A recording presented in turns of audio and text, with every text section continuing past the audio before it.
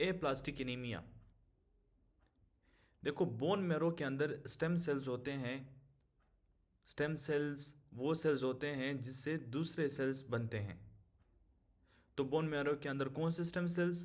Multipotent haematopoietic stem cells, वो stem cells जिससे दूसरे ब्लड सेल्स बनते हैं, वो डिस्ट्रॉयड हो जाते हैं। कौन इसको डिस्ट्रॉय करता है? साइटोटॉक्सिक टी सेल, या तो डायरेक्ट साइटोटॉक्सिक इंजरी की वजह से multipotent haematopoietic stem sales destroyed हो जाते हैं।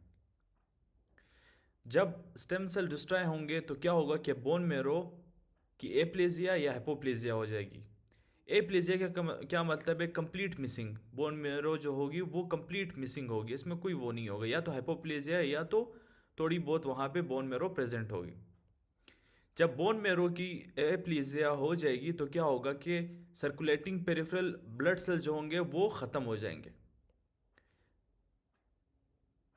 सर्कुलेशन में कोई भी पेरिफेरल ब्लड सेल्स नहीं होंगे, या तो अगर होंगे भी तो कम होंगे। ठीक है, तो कॉमन ट्रिगर्स कौन कौन से हैं, वो कौन कौन से फैक्टर्स हैं जिसकी वजह से एप्लास्टिक एनीमिया हो सकता है? या तो ये ऑटोइम्यून, या तो ड्रग्स की वजह से, जिस तरह साइटोटॉक्सिक कीमोथेरेपी या इम्यूनोसप्रेसेंट्स की वजह से, रेडिएशंस की वजह से, कौन से आयोनाइजिंग रेडिएशंस की वजह से, या तो टॉक्सिन की वजह से, वायरल इन्फेक्शन की वजह से भी ये प्लास्टिक एनीमिया हो सकता है। कौन से वायरल इन्फेक्शन? वायरल हेपेटाइटिस और HIV। होगा क्या अगर ये बोन मैरो की एप्लेजिया हो जाती है, स्टेम सेल्स डिस्ट्रॉय हो जाते हैं, तो क्या होगा एप्लास्टिक एनीमिया में? एनीमिया होगा, क्योंकि बोन मैरो जो है वो सारे सेल्स बना रहा होता है। जिस तरह रेड ब्लड सेल्स, अगर रेड ब्लड सेल्स की कमी हो जाती है तो क्या होगा कि एनीमिया होगा, जिसकी वजह से फटीग, वीकनेस और पेलर।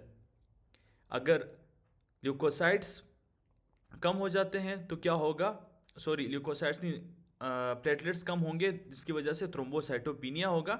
थ्रोम्बोसाइटोपिनिया क्या होगा? प्लेटलेट्स ही नहीं होंगे तो ब्लीडिंग और इजी ब्रूजिंग होगी। ल्यूकोसाइट्स कम होंगे तो ल्यूकोपिनिया होगा, जिसकी वजह से रिकरेंट इन्फेक्शंस होंगे, बार बार इन्फेक्शंस होंगे। तो हम इसकी डायग्नोसिस कैसे करेंगे? एक प्लास्टिक एनीमिया की डायग्नोसिस कैसे करेंगे? तो बोन मैरो की बायोप्सी लेंगे। बोन मैरो की बायोप्सी के बाद हमें क्या वहाँ पे नज़र आएगा कि जो वो बोन मैरो है वो हाइपोसेलुलर होगा, उसके अंदर सेल्स नहीं होंगे, या तो होंगे, अगर होंगे भी तो बहुत कम होंगे। With abundance of stromal and fat cells, वहाँ पे कोई सेल्स नहीं होंगे, सिर्फ फैट सेल्स होंगे और स्ट्रोमल होंगे। समझ आ रही है कि बोन मैरो के अंदर कोई भी स्टेम सेल्स नहीं होंगे, अगर है भी तो बहुत कम होंगे। अबेंडेंस किस चीज़ की होगी? फैट सेल्स की अबेंडेंस होगी। तो ये है एप्लास्टिक एनीमिया।